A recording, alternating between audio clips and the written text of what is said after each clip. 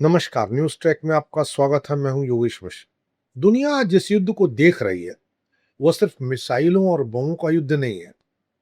यह उन फैसलों का परिणाम है जो सालों से लिए जा रहे थे। यह उन अविश्वासों का विस्फोट है जो दशकों से पल रहे थे, और यह उस डर का नतीजा है जिसे हर देश अपने तरीके से देख रहा है।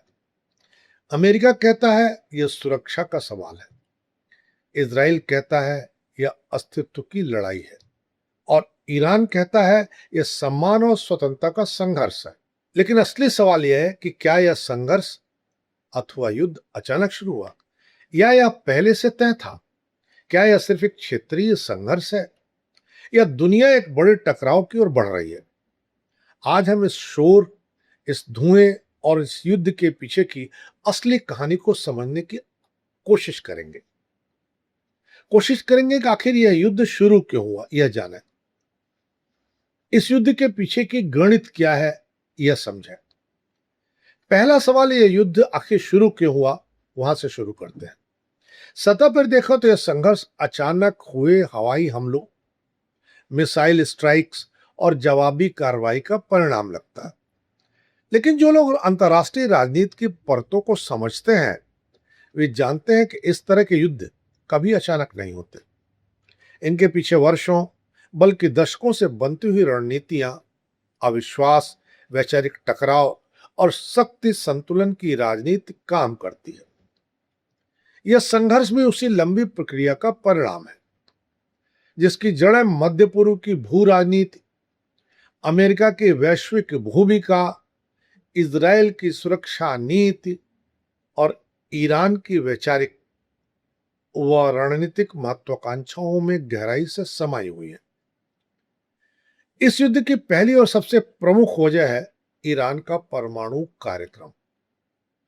अमेरिका और इजराइल लंबे समय से यह मानते रहे हैं कि यदि ईरान परमाणु हथियार विकसित कर लेता है तो मध्य पूर्व में शक्ति संतुलन पूरी तरह बदल जाएगा। इजराइल, जो स्वयं एक परमाणु शक्ति माना जाता है, अपने अस्तित्व को लेकर हमेशा सजग रहा है। उसके लिए ईरान केवल एक प्रतिद्वंदी देश नहीं बल्कि एक वैचारिक शत्रु है जिसने कई बार इजराइल के अस्तित्व को चुनौती देने वाले बयान दिए हैं। अमेरिका भी इस मुद्दे पर इजराइल के साथ खड़ा रहा है, क्योंकि वह नहीं चाहता कि एक ऐसा देश जो उसके प्रभाव क्षेत्र को चुनौती देता है परमाणु शक्ति बन करके जो उभरा है। इसलिए ईरान के परमाणु ठिकानों को निशाना बनाना केवल सैन्य कार्रवाई नहीं बल्कि दीर्घकालिक रणनीतिक निर्णय है जिसका उद्देश्य संभावित खतरों को पहले ही समाप्त करना है। दूसरी बड़ी वजह है मध्य पूर्व में प्रभुत्व की लड़ाई। यह केवल तीन देशों के बीच का युद्ध नहीं है बल्कि क्षेत्रीय वर्चस्व की लड़ाई है, जिसमें एक तरफ अमेरिका है जो दशकों से इस क्षेत्र अपनी सैन्य और राजनीतिक उपस्थिति बनाए हुए है। दूसरी तरफ ईरान है जो खुद को इस्लामी दुनिया में एक प्रभावशाली शक्ति के रूप में स्थापित करना चाहता है। ईरान ने पिछले कुछ वर्षों में लेबनान, सीरिया, इराक और यमन जैसे देशों में अपने प्रभाव को लगातार बढ़ाया है। उससे सीधे युद्ध के बजाय प्रॉक्सी संगठनों जैसे हिजबुल्लाह और हौथी के माध्यम से अपनी शक्ति का विस्तार किया है। यह रणनीति अमेरिका और इजराइल दोनों के लिए चुनौती बन गई, क्योंकि इससे ईरान बिना सीधे युद्ध में उतरे ही पूरे क्षेत्र को अस्थिर बनाए रखने की क्षमता हासिल कर सकता है। यही कारण है कि इस युद्ध को केवल एक सैन्य संघर्ष के रूप में नहीं बल्कि एक व्यापक क्षेत्रीय शक्ति के संघर्ष के रूप में देखा जाना चाहिए। तीसरा महत्वपूर्ण कारण है सुरक्षा बनाम अस्तित्व की मानसिकता। इजराइल के लिए यह युद्ध केवल रणनीतिक नहीं बल्कि अस्तित्व का सवाल है। उसकी भौगोलिक स्थिति, छोटे आकार और चारों तरफ शत्रुतापूर्ण वातावरण ने उसे हमेशा एक आक्रामक सुरक्षा नीति अपनाने के लिए मजबूर किया है। वह खतरे को आने का इंतजार नहीं करता बल्कि उसे पहले ही खत्म करने की कोशिश करता है। यही कारण है कि इजराइल की सैन्य रणनीति में प्री इम्पेटिव स्ट्राइक यानी पहले हमला करने की नीति हमेशा से शामिल रही है। अमेरिका भी इसी सोच के साथ खड़ा है। क्योंकि वह मानता है कि अगर ईरान को अभी नहीं रोका गया तो भविष्य में वो खतरा और बड़ा बन सकता है। इस तरह यह युद्ध एक तरह से संभावित खतरे को वास्तविक बनने से पहले ही समाप्त करने का प्रयास भी है। चौथा कारण है वैश्विक राजनीति में बदलता शक्ति संतुलन। पिछले कुछ सालों में दुनिया एक बहुध्रुवीय व्यवस्था की ओर बढ़ रही है, जहां अमेरिका की एक छत्र सत्ता को चीन, रूस और क्षेत्रीय शक्तियां चुनौती दे रही हैं। ईरान इस नए वैश्विक समीकरण में खुद को एक स्वतंत्र और प्रभावशाली खिलाड़ी के रूप में स्थापित करना चाहता है। उसने रूस और चीन के साथ अपने संबंधों को मजबूत किया है और पश्चिमी दबाव के बावजूद अपनी नीतियों में बदलाव नहीं किया है। अमेरिका के लिए यह केवल ईरान का मुद्दा नहीं, बल्कि अपनी वैश्विक साख और प्रभाव को बनाए रखने का सवाल भी है। अगर वह ईरान को खुली चुनौती देने से पीछे हटता है तो यह संदेश जाएगा कि उसकी शक्ति अब पहले जैसी नहीं रही। इसलिए यह युद्ध कहीं न कहीं अमेरिका के वैश्विक नेतृत्व की परीक्षा भी बन गया है। पांचवां कारण है घरेलू राजनीति और नेतृत्व की मजबूरियां। कई बार युद्ध केवल बाहरी कारणों से नहीं, बल्कि आंतरिक दबाव के कारण भी शुरू होते हैं। अमेरिका, इजराइल और ईरान तीनों देशों में राजनीतिक नेतृत्व अपने अपने घरेलू दबावों का सामना कर रहा है।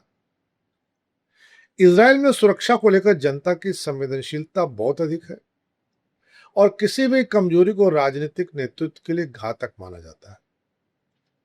अमेरिका में भी अंतर्राष्ट्रीय स्तर पर मजबूत दिखना राजनीतिक रूप से फायदेमंद होता है। वहीं ईरान में भी बाहरी खतरों का उपयोग आंतरिक एकजुटता बढ़ाने के लिए किया जाता है। इस तरह यह युद्ध केवल अंतर्राष्ट्रीय रणनीति का परिणाम नहीं, बल्कि घरेलू राजनीति का भी एक विस्तार है। छठा और अक्सर अनदेखा किया जाने वाला कारण है नैरेटिव और वैचारिक टकराव। यह संघर्ष केवल हथियारों का नहीं, बल्कि विचारों का भी है। एक तरफ पश्चिमी मॉडल है जो लोकतंत्र, पूंजीवाद और वैश्विक व्यवस्था की बात करता है।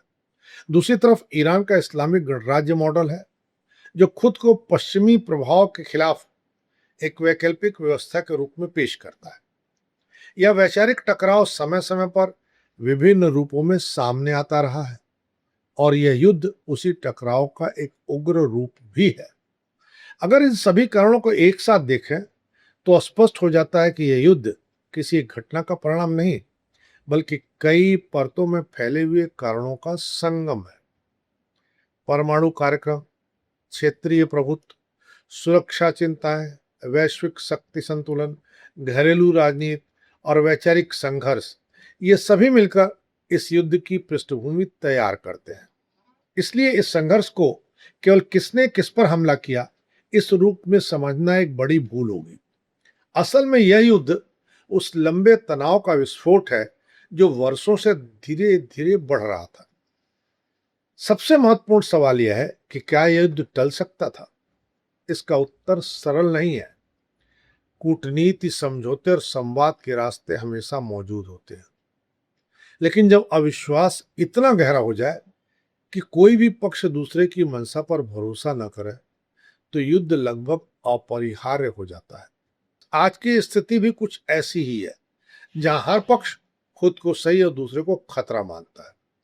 यही वह बिंदु है जहां से युद्ध की शुरुआत होती है और यही वह बिंदु है जहां से भविष्य के संघर्षों की दिशा तय होती है। इसलिए यह युद्ध केवल एक सैन्य घटना नहीं, बल्कि एक ऐतिहासिक मोड़ है जो आने वाले वर्षों में वैश्विक राजनीति, अर्थव्यवस्था और सुरक्षा व्यवस्था को गहराई से प्रभावित करेगा। इसे समझना इसलिए जरूरी है क्योंकि यह केवल मध्य पूर्व की कहानी नहीं है, बल्कि पूरी दुनिया के भविष्य की कहानी है। तो अब सवाल यह नहीं कि युद्ध क्यों शुरू हुआ, असली सवाल यह है कि युद्ध कहां जाकर रुकेगा और क्या यह रुकेगा भी अथवा नहीं। क्योंकि जब युद्ध केवल सीमाओं के लिए नहीं, बल्कि विचारों, अस्तित्व और प्रभुत्व के लिए लड़ा जाता है, तब उसका अंत सिर्फ युद्ध विराम से नहीं होता, वह इतिहास बदल देता है। आज अमेरिका, इजराइल और ईरान आमने सामने है, लेकिन इसके प्रभाव से कोई भी देश अछूता नहीं रहेगा। न कोई अर्थव्यवस्था, न राजनीति, न सुरक्षा और न ही आम आदमी की जिंदगी अनछुई रहेगी। शायद यही वजह है कि यह युद्ध केवल मध्य पूर्व की कहानी नहीं है, यह पूरे दुनिया के भविष्य की कहानी है। और अब यह हम पर है कि हम सिर्फ इसे खबर की तरह देखें या समझें कि इतिहास हमारे सामने लिखा जा रहा है। खबरों के पीछे की सच्चाई जानने के लिए जुड़े रहिए न्यूज़ ट्रैक नेटवर्क के साथ। इस बार इतना ही। नमस्कार।